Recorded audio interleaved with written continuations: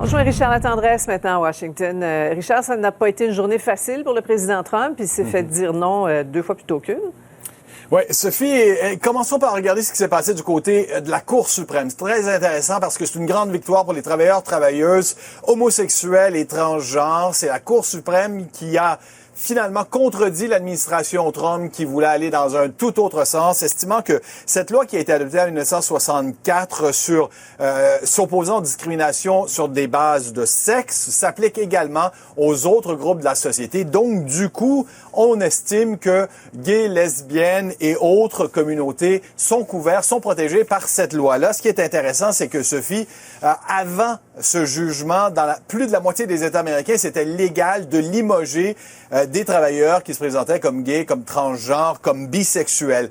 Ce que je veux relever de remarquable, moi, c'est que Donald Trump a nommé un juge conservateur, Neil Gorsuch. C'est lui qui a écrit ce verdict-là, ce jugement-là. Mais aussi même le juge Brett Kavanaugh, qu'on connaît tellement bien, qui s'opposait à cette décision-là. Malgré tout, il ajoute, il est nécessaire de saluer cette victoire importante pour les gays et lesbiennes américains. Ils peuvent être fiers de ce résultat. Alors, pour tous les gens qui sont inquiets de voir le président Trump nommer des conservateurs sur tous les tribunaux possibles et imaginables ici aux États-Unis, ça ne veut pas nécessairement dire que ce pays va reculer à cause de cela. Un peu d'espoir. Par ailleurs, sa propre agence des médicaments affirme qu'il n'aurait jamais dû s'intéresser à l'hydroxychloroquine. Il aurait jamais dû en prendre une gorgée ou une bouchée de ces médicaments-là. C'est d'autant plus intéressant encore là de ce côté-là parce que le président en avait fait carrément la promotion. L'Agence américaine des médicaments, Sophie, dit c'est pas compliqué. On avait accordé une utilisation d'urgence du médicament en pleine COVID parce qu'on se disait peut-être que ça peut aider. On la retire, même cette autorisation d'urgence, parce qu'on constate que les risques dépassent tout simplement les bienfaits. Comment réagit Donald Trump? Voyons donc. L'étude est faite par des experts. Il écarte tout ça. Il a son opinion à lui. People that were like seriously ill, like they weren't going to make it.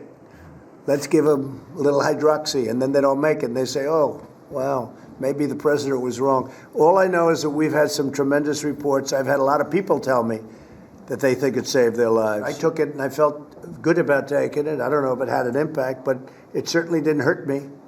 I feel good. On va continuer d'en prendre en prévention, c'est ce qu'on comprend. En terminant, Richard, on va suivre de près là, cette semaine les conséquences de la mort d'un Afro-Américain tué par un policier à Atlanta vendredi.